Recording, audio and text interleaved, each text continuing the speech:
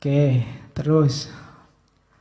Jadi puasa khusus. Kalau awam hanya mulut sama kemaluan yang dijaga. Kalau khusus tidak cuma itu. Semua anggota tubuh dijaga. Jangan sampai maksiat. Nah, bahasa ceramahnya begitu. Jangan sampai melakukan dosa kecil-kecil. Ya Allah itu maha pengampun. Cuma kalau disepelekan, kan banyak cerita dosa kecil padahal orangnya baik membawa ke neraka. Amal baik yang kecil padahal selama ini orangnya jahat membawa ke surga. Pelacur menolong anjing bisa masuk surga. Loh itu kan susah. Pelacurnya sudah dosa besar, yang ditolong itu anjing. Padahal anjing itu kalau lewat di sini kamu lempari pakai batu sampai tewas. Gara-gara ini loh seorang pelacur bisa masuk surga. Itu kan karena Allah berkenan. Ada ulama besar melakukan kejahatan kecil masuk neraka. Karena Allah tidak berkenan. Karena ada cerita, mungkin setengah anekdot.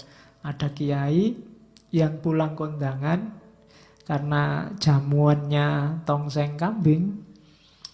Pulangnya dia selilitan. Ada di giginya keselip bekasnya daging, susah diambil. Sambil jalan ada pagernya tetangganya dipotong dikit, tik, dibuat tusuk giginya, dibuat itu terus dibuang. Gara-gara kayu kecil ini dia terhalang masuk surga. Gara-gara selilit. Malaikat, lu saya ini kiai, enggak. Kamu melakukan dosa yang bikin Allah enggak berkenan. Disuruh mampir dulu di neraka.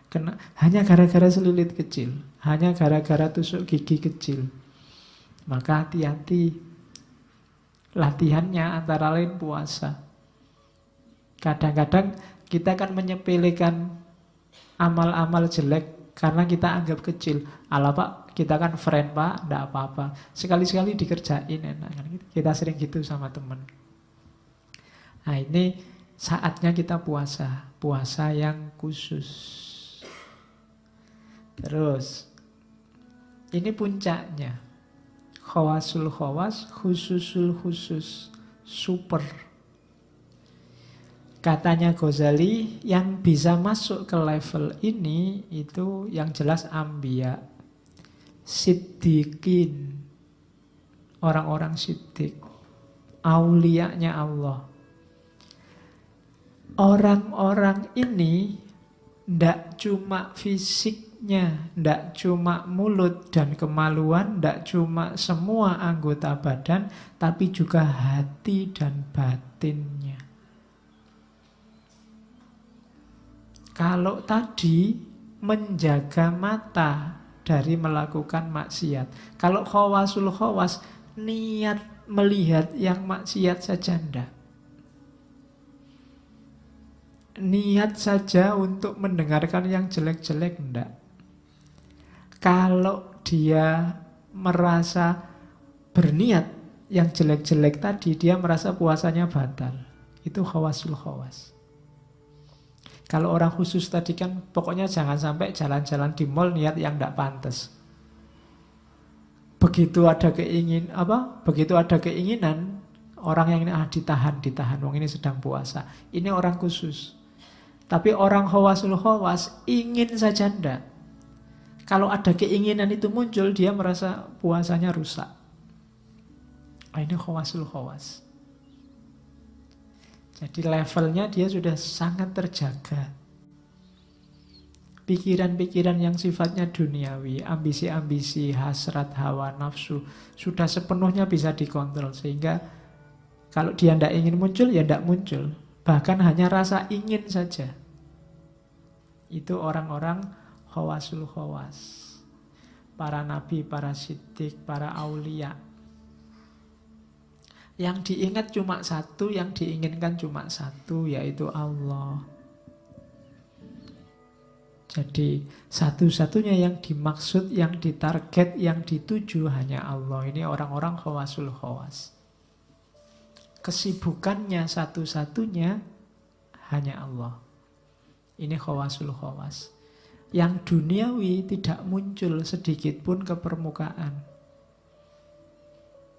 Jadi saatnya Yang jasmani ditinggalkan oleh orang khawasul khawas. Sudah sepenuhnya ditaklukkan. Itu khawasul khawas. Kalau yang khusus tadi masih diperjuangkan. Kalau khawasul khawas sudah menang dalam perjuangan itu dan tidak ganggu lagi yang jasmania. Sisa yang rohania. Nah ini khawasul khawas. Puasa yang nyampe di level ini adalah puasanya para nabi. Pingin saja ndak. Nah, itu kalau kalian sudah nyampe makom ini berarti kalian sudah wali. Terbersit di hati aja ndak. Jangankan nyontek, jangankan pingin nyontek saja ndak muncul di batinnya. Jangankan curang, ingin curang saja ndak pernah ada niat. Kalian kan sering begitu, wah ini ada HP keleleran nih. Kalau tak curi bisa loh ini sebenarnya. Nah, itu muncul keinginan, meskipun nggak dilakukan. Punya teman kok nggak pernah open sama barangnya.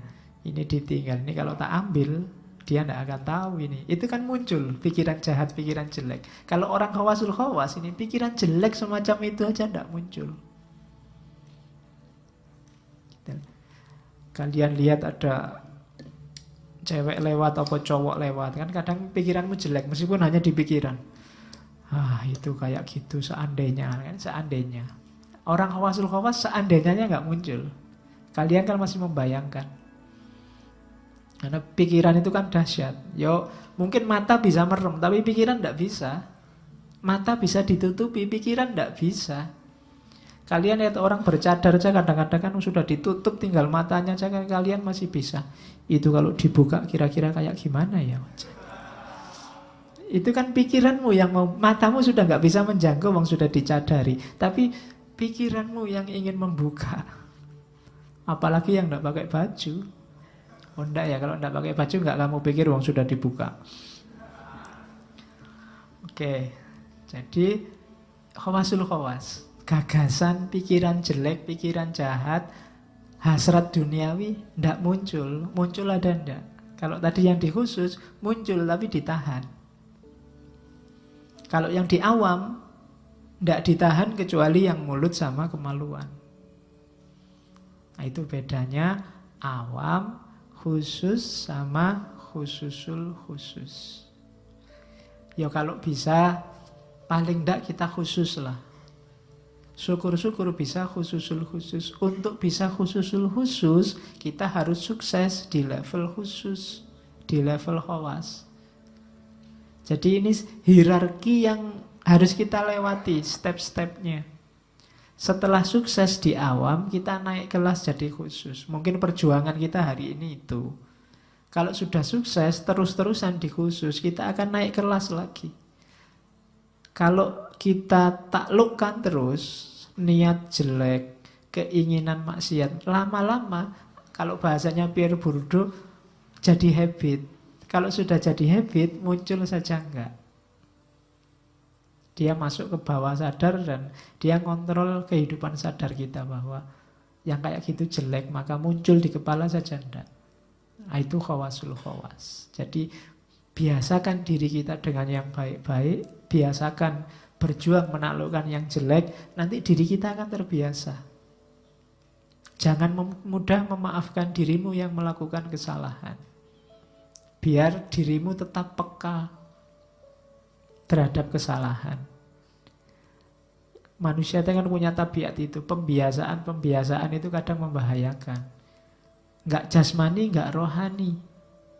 Jasmanimu itu, misalnya kamu pusing, itu kalau kamu cueki, pusing pertama rasanya pusing sekali, kamu cueki mungkin pusing kedua nggak terlalu sakit lagi. Lama-lama pusing itu jadi biasa dan mungkin lama-lama nggak jadi sakit. Itu yang jasmani. Yang rohani juga begitu. Sekali kamu bohong, mungkin bohong pertama rasa bersalahnya luar biasa. Bohong kedua sudah turun banyak, mungkin tinggal 80% rasa bersalahnya.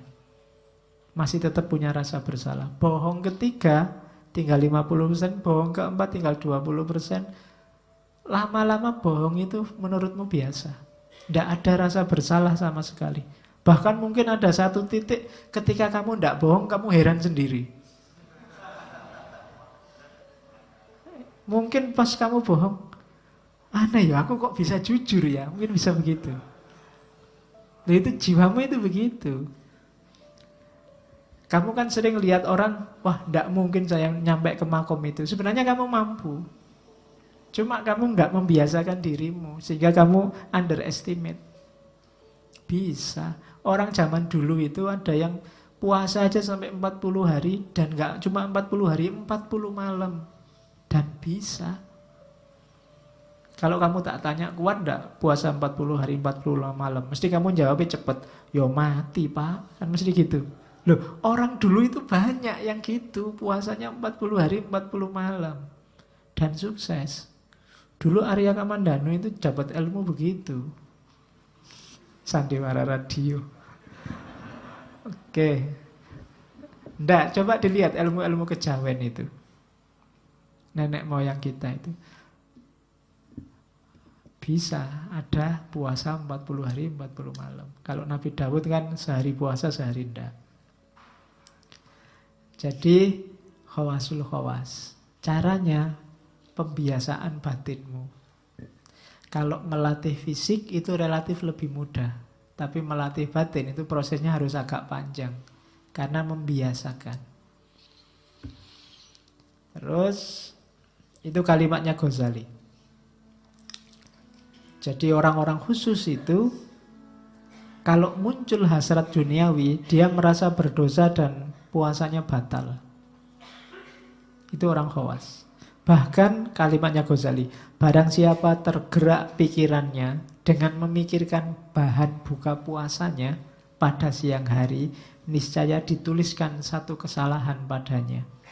Karena yang demikian itu termasuk kurang percaya dengan karunia Allah dan kurang yakin dengan rizki yang dijanjikan.